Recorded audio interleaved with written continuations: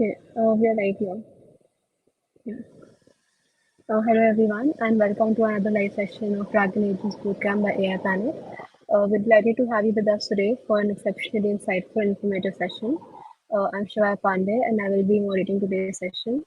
For today's session, we're thrilled to have Jayesh Sharma as a speaker today. Jayesh is a junior platform engineer at ZenML. With his deep knowledge and practical experience, Jayesh is well equipped to guide us through today's topic. So, about today's topic, Jayesh will explore building agentic workflows using AutoGen. He will provide an introduction and overview of various agent frameworks and guide us through the hands-on AutoGen project. This session will be an excellent opportunity for you to learn from a seasoned professional. So, without further ado, Jayesh, you can start. Thanks so much, Shiva. Maybe I'll just share my screen and then I'll get started and also introduce myself on the way as well. Just give me a second. Let me put my screen on here. Nice. Okay. All right. So as discussed already, like we'll be talking about AutoGen and how you can build agentic applications using AutoGen. To begin off, I think let me first introduce myself. I'm Jayesh Sharma. I work as a platform engineer at ZenML, and I enjoy talking about things I build, like side projects, writing about them as well. And apart from that, I enjoy like playing sports, mostly basketball, and also sports and music and trekking as well.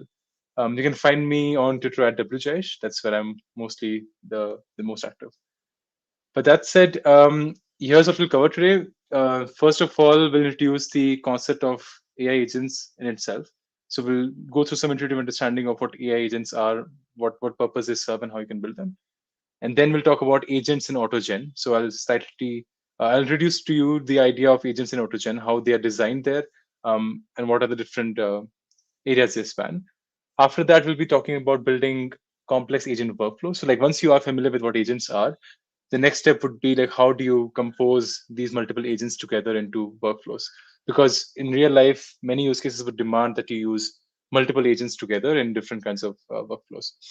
And finally we look at some code to see all of this in concrete action. So how do you translate all of the ideas that we've discussed here into actual code you can run and also experiment with yourself. That's all that we have on the agenda today.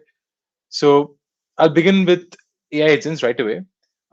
So far, all we know that LLMs can so far have some kind of natural language understanding, so you can communicate with them through text and now through multimodal means as well. But LLMs don't right now have any way to act on their ideas. For example, if you ask an LLM about let's say a trip plan, or let's say if you ask about where you want to go next, the most it can do is it can give you a list of places or maybe give you instructions to do some tasks, but it can't perform those actions itself. So the idea of agents is to give certain tools to these LLMs and then make them aware of these tools, so that the LLMs can also be empowered to perform these actions through some mechanisms that we call agents. So essentially, agents are LLMs with some tools that they can use, basically. So if you put that into a picture, I think this is what it would describe best. So you have, let's say, an LLM here, and you have many different APIs, and you just tell the LLM what APIs it has access to, because it's a large language model. So you don't need to have any other sorts of mechanisms. All you do is just in the LLM prompt, you tell the model you have access to these many APIs and when you can use them. And then if you ask LLMs any questions which might need the use of any of these APIs, the model is smart enough to then choose one of these tools and then execute them. So that is the idea behind it. So roughly speaking, like whatever we've discussed so far about agents, that can be split into, let's say, three big blocks, right? You have, let's say, one LLM model. You have all the APIs, which I call the tools. So whatever the agent can call it, say it could be the Blinkit API, it could be Book My Show, or any other application that you want the LLM to be able to interact with. That is the API. And an orchestrator is something that helps you orchestrate all of this. For example, let's say um, providing your input as a user to this LLM is one action. And then whatever the LLM outputs, you give that to some tools and then get the response back from the tools, send it back to the LLM. So all of that orchestration, like all of this to and fro between LLM and APIs, that is done through something we call an orchestrator. So this is how it looks like essentially. So far, any doubts about what agents are, or any questions so far? Don't have any questions so far. Okay, cool, perfect. Yeah, so Yes. right, so like, as I discussed, like this is what the workflow would look like. And then, as I said, the orchestrator, the job of the orchestrator is to, let's say, actually execute the functions, because LM can't execute function itself; it just knows what function to call and when. And then orchestrator just orchestrates all these things together, like from the LM to the APIs. Okay, so now enough about agents. Like, how do you start building them? So you have many different options to do it. You have the OpenAI's function calling API, which I think is the simplest, because it gives you like a simple JSON structure to start building applications. So start building agents. You also have Crew AI and AutoGen, and we'll be discussing AutoGen today. I think it varies with different complexity. If you want, let's say, simple agents, I think it's best to just go with OpenAI's function calling API. It gives you like it gets you started the fastest. But I think for more complex workflows, as you progress into more production use cases, you might find yourself using AutoGen at some point. So let's start with AutoGen now. So you have the idea of agents in your head, and you know that in the future you might need to work with multiple agents together. And AutoGen is an open source library by Microsoft, which helps you to all handle all of these use cases. For example, you can have a large amount of agent customization. What I mean by that is you can build your agent with different like with an LM model with a person in the loop or with different tools. So there's many different ways you can design an agent itself, and you can have use cases like these where you have, let's say, multi-agent conversations. So if you're like two or three different agents and they all need to maybe talk to each other and work with each other, share resources and all those things, those scenarios can also be easily handled with something like AutoGen. And then you also have these other conversation patterns. So we'll be talking about conversation patterns in a while. But I think all of that is enabled through the use of AutoGen as a library. So it gives you the framework or the SDK to start building these things. Now, what are agents in AutoGen? I think this is a really important concept to understand, because so far we know what generic agents are, like what the concept of agents are. But I think in AutoGen, agents have a much more privileged position. So like everything in AutoGen is an agent. So it could be, let's say, even a human. Let's say if you want to impersonate a human talking to some other agent, like you would normally imagine it to be, you also register an agent with a human mode as always, something like that. So everything that you see is an agent. So even if, let's say, if you have a group chat in the future, like a lot of different types of conversation patterns, so even those have mostly just agent objects which have specialized purposes. So you have a large amount of flexibility when it comes to designing your agent. So it could be, let's say, a human agent which just asks the human for some feedback and then proceeds to answer stuff.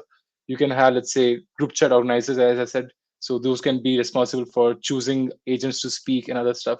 So the way I understand myself is that I take everything as an agent here, and then each agent can have their own capabilities, and that is how you design your composable workflows. But it'll be clearer once we move to the next slides and you see those in action. But so far, I think this is how you summarize it.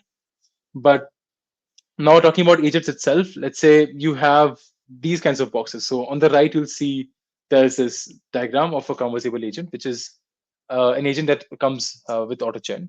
And you can see there are many different green boxes inside. So as I said, you can have a large degree of flexibility in how you design your agent. So let's say this agent might have a human in the loop, which means it would use humans' feedback at some point in its execution. You have a code executor, which means this agent is able to execute code if you give it some code blocks. It has a tool executor, it has an LLM. So all of these are different blocks, and you can also have other custom blocks that you put into it.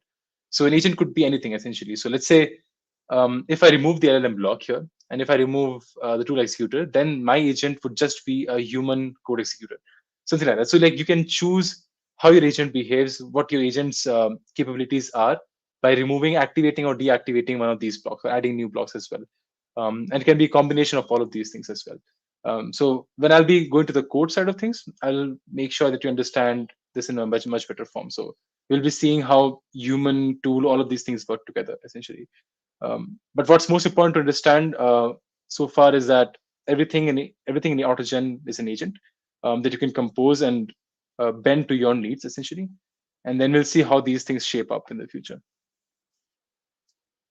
Okay, so now building agentic workflows. So I think so far you have the concept of agents in your head, like what agents are.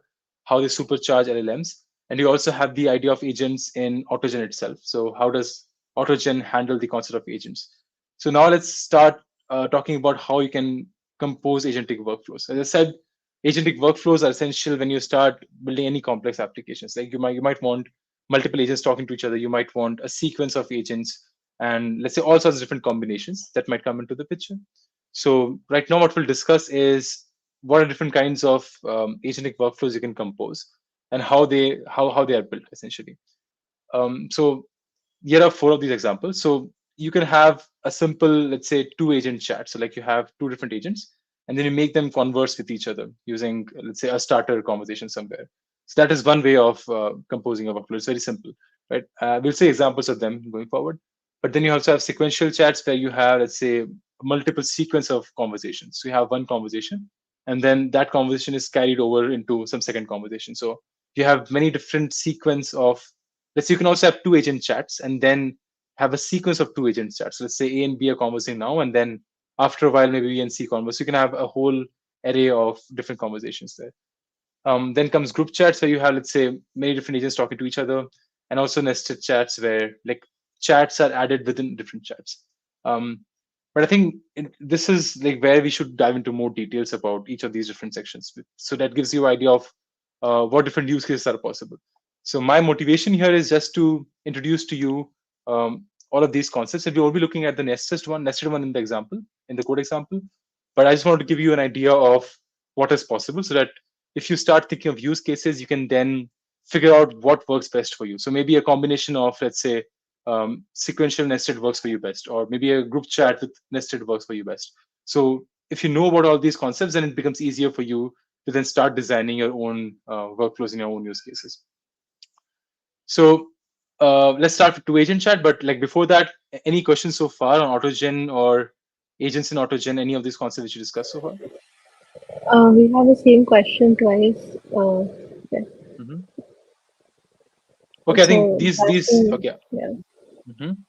Thank you, thank you, Swati. I think these kind of questions will take in the end because the comparison between different tools. Yeah, like probably towards the end we'll just come back to it as well. So once we're done with this.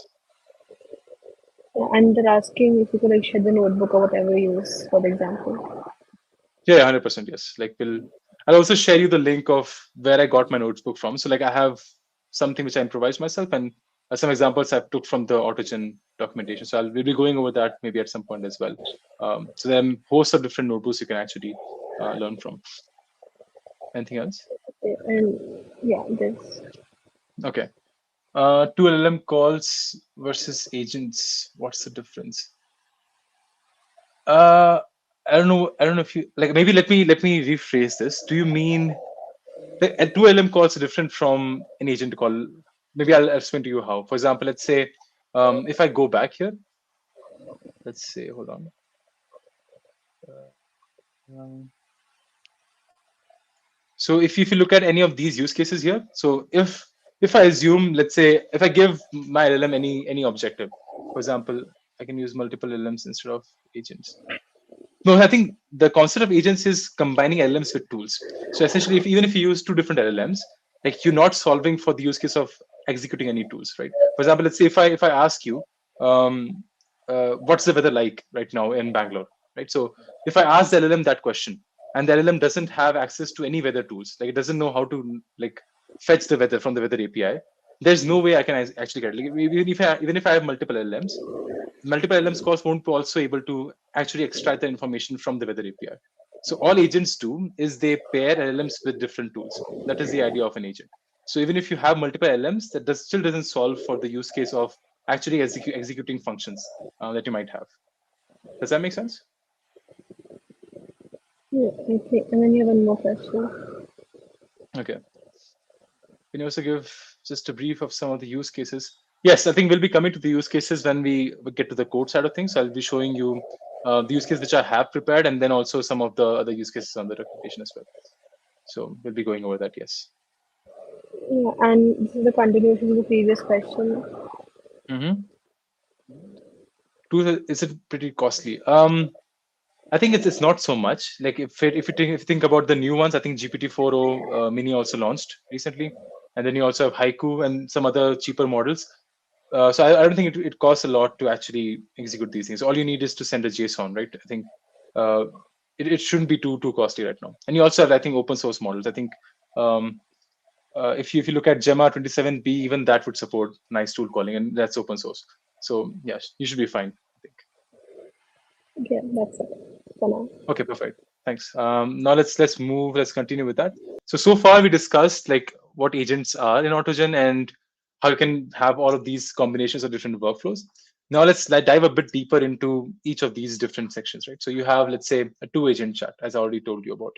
So in this scenario, you would have, let's say, two different agents, and each of these agents in itself are essentially a composition of different blocks, as I told you. Let's say the code executor agent, it might have an LLM block, it might have a code executor block, right? So these two blocks could be a part of the code executor agent. And the code writer agent might just have an LLM block because it just needs to write some code, right? So both of these agents now they need to work with each other. For example, if I want to execute some code, I need to have that code first. Essentially, this is one use case, right? So we'll be going over all the different use cases one by one. So you would have something like this below. So you would write, let's say, code executor agent dot initiate chat. Initiate chat is the function that you use to start a chat between two different agents, and then you give the name of the agent that you want to start the chat with. So in this case, the code writer, and then you give some initial prompt. So when you execute this, it will take this message as the starting point, and then this agent would send this message to the code writer agent. And now the code writer agent would execute this query with the LLM and then give out some output, let's say the Python code, and then gives the message back to the code executor agent. And now when this code comes to the executor agent, this executor agent can then run this code because it knows how to do it because it has a executor block in it, right? So conversations like these where you just have a very simple use case with two different agents with different responsibilities is how you use this. So use cases for these could be multiple. I like to think about these in a sense that, let's say, uh, are there two completely separate responsibilities, right? So there's always this question of, should I just add tools to my agent or should I have two different agents altogether, right? That is a really pressing question. So when you're designing your applications, when you're looking at your specific use case and you're trying to build a solution, what I usually do personally is I see what the responsibilities are. Like I think it's very similar to how you design classes in Python. Like, should this function be a part of this class or should this be a separate class altogether? And it's no different from this, right? So if you have two different responsibilities, you will have two different agents, and those might have their own set of functions, own set of tools that they use essentially, right? So that is the idea of how you decide on how many agents you want. But that aside, like this is how two agent chats usually happen, right? And then if you go ahead, you also have sequential chats, as I said. So this is a step higher than, let's say, just simple two agent chat. You can see here you have multiple two agent chats, right? And all of them happen in sequence. What I mean by that is, let's say this chat happens first between agent A and B, and then agent A and C have a chat. But what happens here is that you have a carryover, which means whatever conversation happened between A and B, that is also fed as input to C and A as a carryover. So this means that when C and A chat, they also have the context of all the conversations that happen between A and B, right? So a use case for this could be, let's say, if you are performing multiple arithmetic operations. For example, let's say the first chat between A and B, that was responsible for adding one to whatever number. So A gives some number, B just adds one to it, right? And then all I want is for each of these sequential things to perform some mathematical operations on top. So for that, I would need that, let's say, when C and A talk, they know what the final output was from A and B. And then C would perform some operation on whatever the previous output was. And then the other stuff would perform some operation. So in any case that you want like a sequence of operations to be performed between different agents, is where you use sequential chats, right? So this is the idea. And you can also, of course, add many different components here. You can also have multiple chats. You can imagine, let's say, group chats, which are also added sequentially. So you can have one group chat, and then whatever the outcome was from that group chat is carried over into the next group chat. So it is not just limited to, let's say, two agent chats, but it can have many different forms, is what I mean. But this is sequential chats, and all of these are also possible through very simple constructs that AutoGen gives you. So all of this is available as a way to start things. So for example, let's say if you look at the previous example, you have initiate chat here, and all that would change for sequential chats is you would get initiate chats as the function name, and then you can provide a list of different blocks, and each of the element in this list is just whatever arguments you pass to the initiate chat, essentially. So this is how the API looks like. So between two agents, let's use initiate chat. If you have like a sequence of agentic conversations, you would use, let's say, initiate chats and then provide a list of, let's say, A and B, and then B and C. So you give all that as a sender recipient. So you have a whole list of what kind of conversations you want in that sequence. Um, any doubts so far? I think it's fairly complex, but I think it's easy to understand once you start thinking about it. Yeah, no doubts right now. Okay, perfect. So then, like, we move on to the next construct, which is a group chat. So far, all we have seen is two agents talking to each other, but just expand that to multiple agents. And when you expand that to multiple agents, you would have, let's say, sharing of context between all of these agents. For example, if something, let's say, if A outputs something, then B, C, and D all need to be aware of what the output of A was, right? And then you have something like a group chat manager.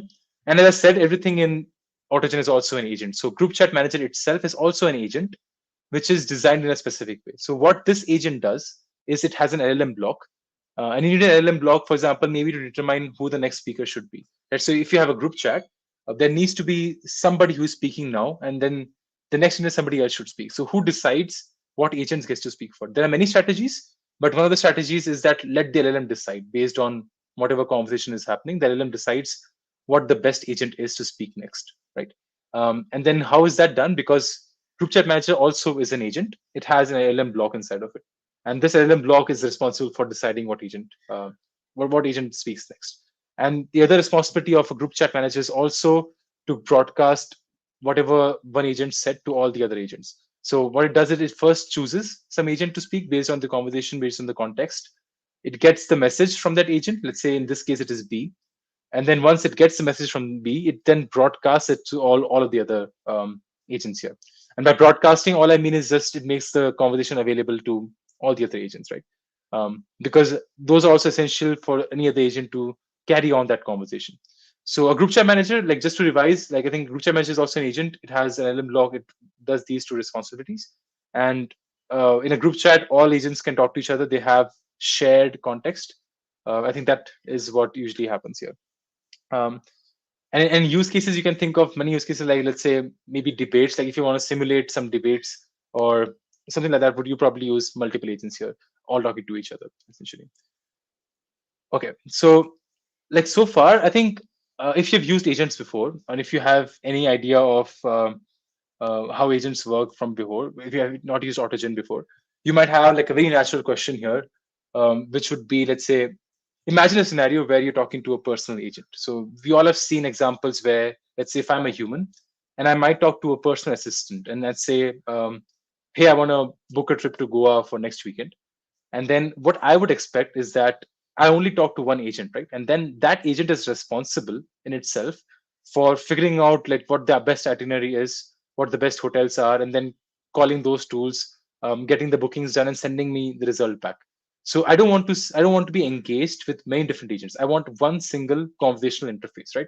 That is what you usually expect. So when you talk to an agent, you just expect that there should be one single stream of communication. Let's say me to this agent A, and then whatever agent A does internally should not be visible to me because I don't really care about all the other agents which are existing, right?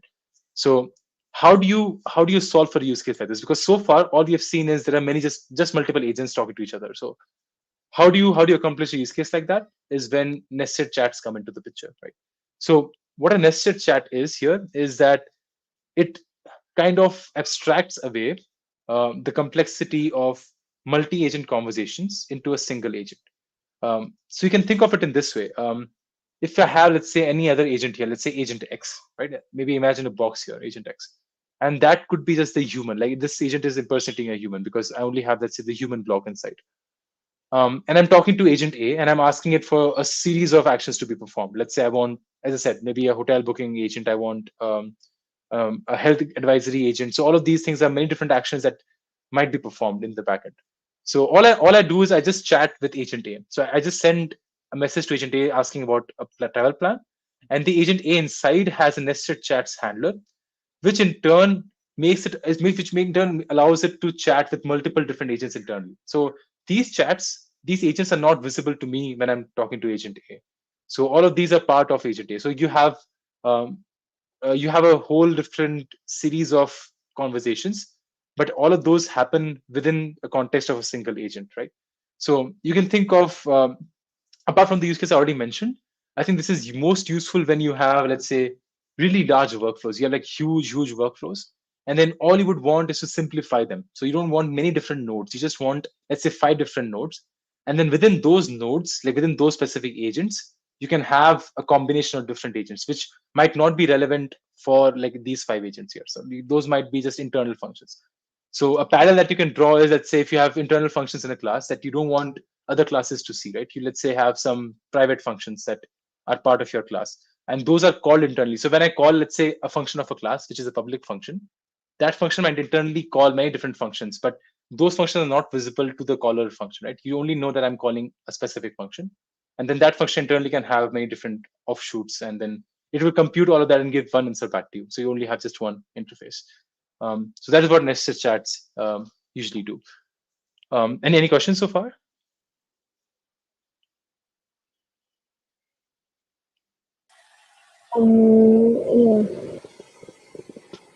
Yeah. Group chat sequential can be parallel as well. I mean, yeah, of course, it can. You can design it any way you want. I think if you think of group chat, let me just go back here. So you can have 2 different group chats. Of course, you can have 2 different group chat objects which you can create and then make them execute in parallel. Because essentially, when you like, if you go to the group chat documentation, I don't. We're not showing you the group chat documentation in the example today, but if you go to the documentation, you will see that you have, let's say, this object that you create. You have a group chat object from AutoGen that you create, and then you can just run these in parallel as well. It's up to you. You can also have a sequential group chat. As I said, you can have, let's say, um, as I showed you previously in the 2 agent scenario, you can also have, let's say, a group chat here and then sequence of group chats. So it can be both. It is super composable, super flexible.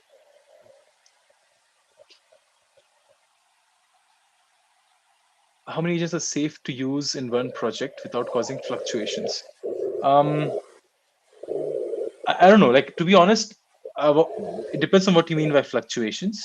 Um, if you use multiple agents, I think it's completely fine as long as you have some sort of grounding mechanisms. And what I mean by that is, let's say, if you perform a whole series of actions, all powered by LLMs, then of course there's a huge risk because let's say, let's think of a use case together. Maybe the chess use case, which I'm going to show you now. So if you have, let's say, an agent which thinks of a step to perform in a chessboard. Let's say I want to move my rook from some position to some other position. Now I might not be sure like if this position is valid or not. So if an agent is also responsible for executing this thing, you can have many different series of LLM actions which might hallucinate at some point. Right. So you might need some human feedback in one of these points to make sure that your agent is in the right path. But like I don't think there's a limit to the number of agents. You can always have as many as you want as long as you have human feedback in the loop to be able to course correct when LLMs hallucinate. Yeah, I think Any that's any it. other? Okay, That's it. perfect. Okay, perfect. So I think enough of talking. I think we should now move to code because all of the things we should discuss right now, I think it would be much clearer if you can just see how you implement them in code, like how the code looks like. So for that, let me hold on. Let me now switch to my agent. This is the one. This is my code here. So can you see my code window? Hold It's on. I don't it's think it. visible. It's Yeah. visible. Okay, perfect. Yeah. So maybe first what I'll do is I'll show you a very simple example. So let's not go into the big agentic applications.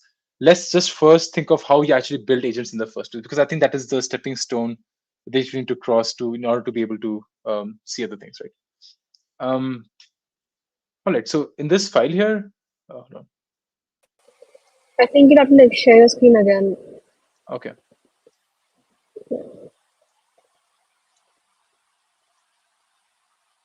Let's go. Okay, perfect. So yeah, what I was trying to say is let's first go over the idea of how you build these agents in the first place, and then we can think of how you compose them, what different options available. So let's go together. So what I have here is a conversable agent. And as I said, these agents can have many different forms. So if you look into a conversable agent, you have, let's say, a whole bunch of things you can add. You can have an LLM config, which is just the LLM block. You can have, let's say, sorry, you can have default auto reply and different other, a lot of other stuff. You have code execution config, which is the code block. So if you add a code execution config, then your agent can execute code. So it is empowered to execute code if you add this thing. So you have a whole bunch of things you can configure here, right? So if I go back here, you can see I'm giving it a name, which is a code executor agent, which is the same one which we saw on the slides some time back. And I'm giving it an LLM config.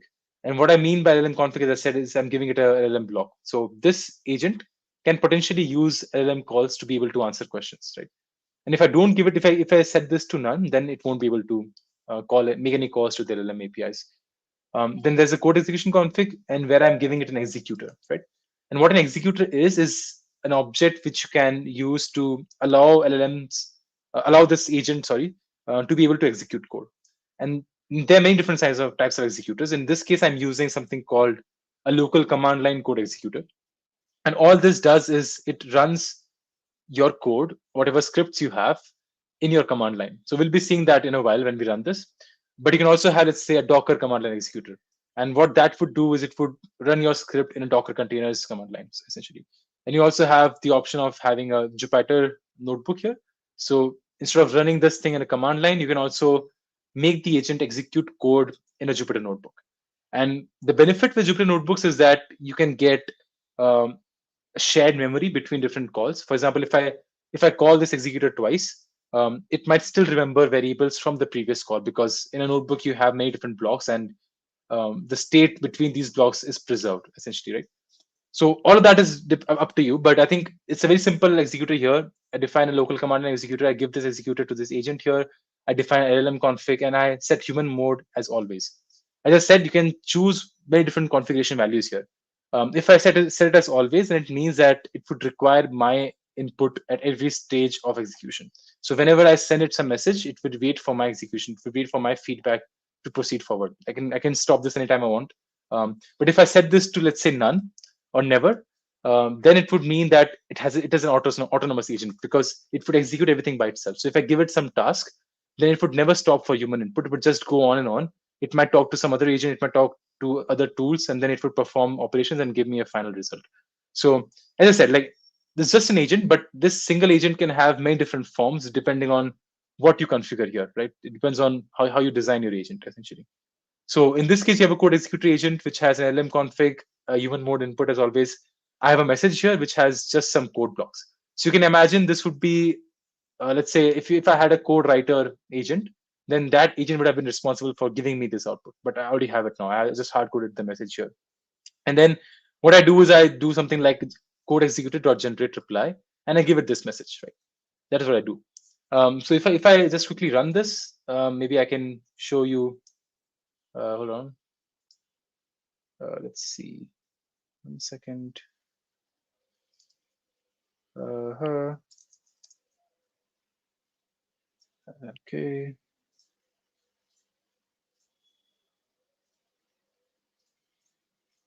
There you go. Okay. So let's see. Yeah.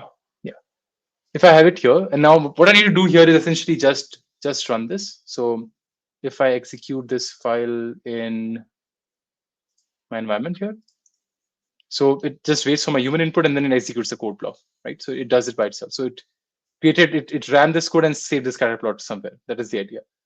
So it does pretty simple. It's just that, right? But what I can also do is, let's say, once this is done, I have maybe a more complex example. But so far, any questions that you have about any of the code here? Okay.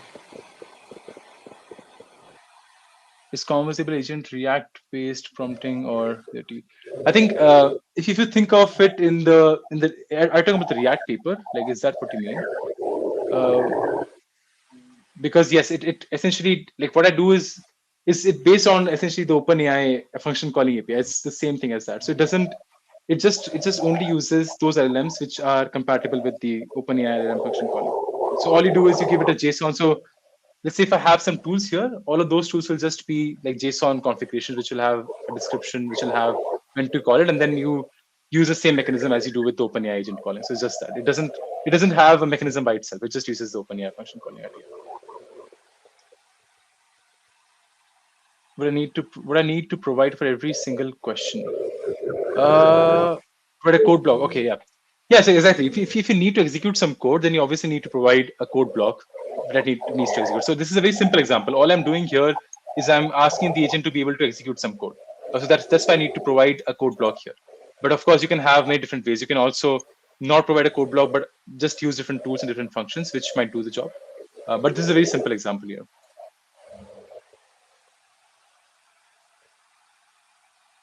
Yeah, 100%. Like I think you don't need AutoGen if you're just building simple agent applications. Like I've built a whole bunch of applications just using the OpenAI function calling API, as I said. So if you want to start simple, I would recommend that you search for OpenAI cookbooks. OpenAI has a bunch of cookbooks which show you how to use the function calling API to be able to construct agents. I think this is very simple. So all you do is you have a JSON file which tells you what tools to use, and then you just pass it to the function calling API. So for what I mean, a function calling API is you can just call chat.completions, and then you can pass in your tool configuration, and that would still do. So yeah, don't need to use AutoGen right away, I think. That's it. Okay, perfect. So once that is done, I think I can now move to, let's say, a bit more complex example here. So this is like, I got this from from the AutoGen documentation. So they have a whole bunch of notebooks, which I'll show you as well at some point. So you can see there are many different applications, but in this application, all you have is an example where you can play a game of chess between two different agents. So you have a player white and player black, which are two different agents, and all you do is you make them play chess with each other by passing chat messages essentially. So player white will tell player black what position it's playing now, and then player black would respond back with some position of itself, right? And you also have a board proxy as an agent, which is, again, as I said, everything is an agent. So board proxy is an agent which deals with actually taking whatever message the player white gives and then implementing that on a chessboard, right? It takes that message and then executes that on a chessboard, right? That is the idea. All right, so what I want to do now is, maybe let's say I'll start with the agent side of things, because all of these tools I think you're pretty familiar with already. So also you can check this out yourself. So all I'm doing here is defining what kind of tools are possible. Let's say get legal moves, make a move. So these interact with the chess library, and then they give you a list of available like valid chess moves, and make move will allow you to also perform those actions on a chessboard essentially. So these are just simple functions that you can define. But I think the agents part is where I think it holds the most value. So what we'll do now is we do the same thing as before. We define different agents. And now you can see this also a conversable agent, but has different parameters here. So it doesn't have a code executed because we don't need to execute any code here. But it has an LM config, which is this configure, which is basically just specifying the OpenAI specification. So you have an LM config for both the player white and player black, and you have a system message, which tells this agent that it has access to what tools. So that it tells that it has access to get legal moves as a function. It has access to make move as a function. So you're basically telling the agent, okay, you have these tools, and based on the situation, you can choose these tools in the way you desire. So if you want to make a move, but you should first look at what legal moves are possible, and then you should make a move after that. So all you're doing is just defining agents like that. And then once you've defined it, you can have this board proxy, which is also an agent, as I said. But here, what you do is you have something called a default auto reply. So here, this agent doesn't have an LLM block. So LLM is config is false, because I don't need an LLM to be able to perform actions on my chessboard, which is local, right? And I don't need a human input, obviously, because all I'm doing is I'm taking something from one player, and then I'm enacting that on the board, and then getting the response back from some other player, and then doing the same stuff. So this agent here doesn't have an LLM, doesn't have a human input. All it has is a default chat. For example, anytime it converses with any given agent, it sends this as a message, which is please make a move. So it tries to prompt every agent to send it a valid move, essentially. And then there's something called this termination message. So you can choose to define some specific messages which would trigger termination of a conversation.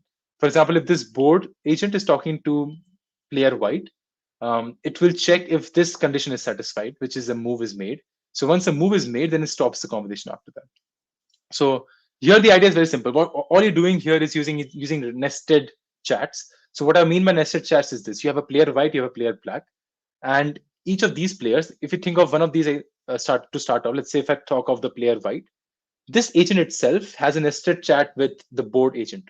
So when player black sends some message to the player white, let's say it says, I want to make a move from this to this, essentially, then the player white would then have a nested conversation with the nested chat, which is the board agent here. And then it will perform a set of actions. It will try to figure out a valid move and then apply that move on the chessboard, right? And then once that is done, it will return that answer back to the player black. So that's how you do it. So you have two agent chats, but each of these agents have a nested conversation because player black doesn't need to know that player white is talking to the agent because it doesn't need that information. So you have nested chats in that scenario. But this is how you define it. It's pretty simple. You just define different agents and then register these functions. Now, all of this is available on the documentation. I don't want to go over each and every detail here, but I think this is how you register your functions. And then once you've done that, you can, like, if you go into the LLM config tools, you can see those tools are defined here. Like whatever functions you defined earlier, those are available as a JSON config simply. But yeah, like, this is what I was talking about here. So you have player black, you have player white, and then each of these players here, they interact with the board agent as a nested chat. And this is not a group chat. Like player black is not aware that board agent exists. But like this is what a nested chat looks like between two different agents. That is the idea. So that's how it looks like. So you can go through these lines line by line, which is like a sort of sequence of how these actions are performed. But I think it's pretty simple if you just go step by step, if you think about that. So here, let's say the player white is calling some functions like get legal moves, making move, and it is doing all of that by talking to the board agent here. That is the idea. So now how do you start this? So you have something called register nested chats. It's also a function that AutoGen gives you for every agent. So let's say for player white, all I'm doing is I'm trying to register nested chat with some trigger. And what I mean by a trigger is that whenever some message comes to player white, how does it decide when to trigger a nested chat? So when should it start a nested chat with the board agent is what this trigger tells you. So if the source, if the sender is, let's say, player black, then it triggers a nested chat with the board proxy, which is this. So then it starts off with this messages. And I think most of this document, or most of this API here, you can go through documentation and understand what each of these things mean, because it'll take a lot of time to actually go through all of these parameters. But I think the broader concept is still the same. So you have a player white which gets a nested chat registered onto it, and then once you start playing it, so let's say I'll show you how to play the game. So you just call any player which you want to start off with first, and then you click on initiate chat, because as I said, between two different agents, all you need is initiate chat as a function to start calling it. So you initiate chat with the white player, and then you start with the first message. Let's play just your move, right? And then to the end user, all that you see is two different agents talking to each other. But in the backend, you have these agents which are defined with nested chats. So these can also talk to the board in behind the scenes and then perform actions. Um, but that is how it looks like. So if I just start executing this now, you will see um, the agent would start, like the player black would start. So player black to player white, which is the first thing. It says, let's play chess, your move, which is what I sent you. And then inside player white, the board proxy is talking to player white. It says, okay, let's play chess. It just mimics that first chat. Then player white sends it to board proxy. It says, I need to get legal moves. So it sends that function call to this board proxy. It executes a make, and then it executes a make move function after knowing what those things were. So all of these things happen by itself. And step by step, you'll have this whole game playing out by itself. That is the idea. Yeah, but so far, any questions? We only have queries, so they've shared the notebook and the source code. Yeah. Okay, perfect. Yeah. So what I can do now is maybe I can quickly show you where you'd find these on the documentation, because I think that's the best way to do it. But let me also share that here. 1 second.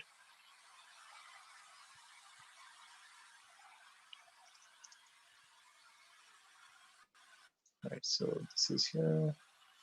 I'll send it on the chat here. There you go. So maybe you can share this with the people once. But this is documentation. This is where you would probably find a whole bunch of different examples. So if you can go to them yourself, I think that's the best. Um, Shiva, can you share my screen on the stream? Yes. Yes. So this is the documentation page, and then you can see you have a whole bunch of notebooks. So this is the example I was talking about, the conversational chess one. But you also have group chat examples. You have Stateflow, which is I think is really cool example if you want to check it out. So there are a whole bunch of notebooks to go through. But I think nested chats was a very simple example to understand. I would probably ask you to maybe look for group chat next and then Stateflow, because those are two really interesting examples as well. But I think this is where you would go probably, and best way to start is this. Any other questions? You're on mute, Shiva. Sorry, I was saying that we could go to the last questions about AutoGen and true AI difference. Okay, yeah, cool. I think if you think about, like, there are many different ways to do it. So you have True AI, you have even Julep, which also does the same thing. So it depends on what kind of, like, how much control you want over the process, let's say. So if you think of composing multi-agent workflows, if you think of, let's say, um, very specialized tasks, and let's say code integration, executing code as well, all of that would be where you would use AutoGen, because that is preferred, because you have precise control over how information is processed. You have let's say many different kinds of capabilities. But if you want to get started quickly, let's say if you want to just quickly test things out, I think True AI is a bit faster if you think of it. But again, like, it depends on what use cases, honestly. If you are looking for very simple agentic applications, I think going with OpenAI function calling is also really very simple. You can just go there, get started with the basic function calls. That should get you started. But if you have like very advanced use cases, yeah, I think maybe AutoGen would be the preferred choice if you have those kind of use cases. But I would encourage you to like also check those things out like by yourself. I think it will give you more idea of, look at the examples that both of these tools have and see what works best for you. I think that's the best.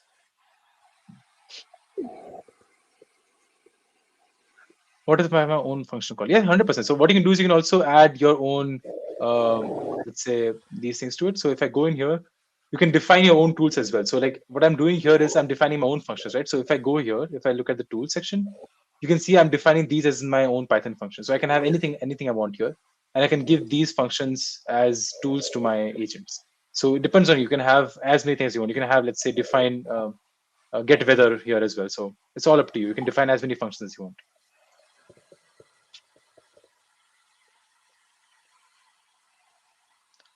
Stable on scale, that's something I can't really answer because I haven't used it on scale. But yeah, I think there's only one way to find out. But you can also like maybe search if it's production ready, because I haven't really used it on scale, to be honest.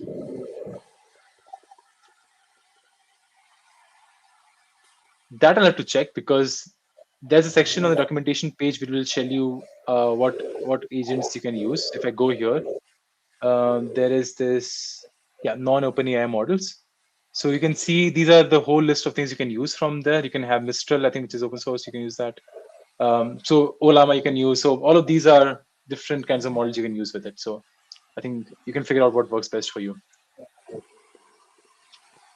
I think that's it for the questions. Do you have any closing thoughts? Nope. I think all I have is like, maybe I'd encourage you to go through these things, and maybe if you're building agents yourself, as I said, it's best to start simple and then move on to more complex solutions, because you don't want to be spending time learning a tool as opposed to building something. So I think if you're just starting out, maybe just start simple, and then once you feel the need that you might have the need for multiple agents in the future, then is when you might consider using more advanced tools like these. But that's all I have. Yeah. Okay. I think that is it for session. Thank you so much, Jayesh, for your insightful and comprehensive session. And we truly appreciate the time and effort you put into this. And the expertise and your experience have made this session incredibly valuable. Okay, we have one more question. Okay. Uh, okay. Deployment guidelines for automation preferably on Azure. I don't know what you mean by deployment, because like oh, there's a model that you're hosting yourself. So this is just a proprietary model that you use. Right? You can use LLMs, OpenAI LLMs. So you don't really have to host something on Azure. But if you're talking about code, you can maybe use container apps to host the code in a serverless manner. So it all depends on what kind of use case you want. Let's say if you're building if you're building a server which can respond to user queries based on agents, I think you can have a fast API server hosted on container apps hosted on your own Kubernetes cluster. But you don't have to really worry about inference, because inference will be handled by your proprietary API. Like, so whatever models you send, it will be sent to whatever endpoints you have. You don't really host models yourself, right? Um, that's the idea. Yeah, that's it. If you have more questions, then we have our Discord AMA sessions planned for tomorrow. So you can join the Discord channel for those. Yeah. Mm, Okay, I think perfect. that's it. Thank you so Yeah. much. Thank Bye you. bye.